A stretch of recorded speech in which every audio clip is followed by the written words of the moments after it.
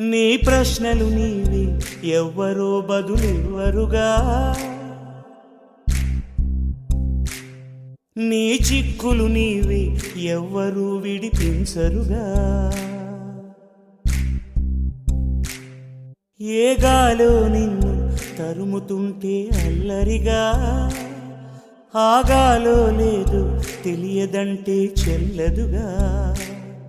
10 నెలలు తనలో నిన్ను మోసిన అమ్మైనా అప్పుడో ఇప్పుడో కననే కనను అంటుందా.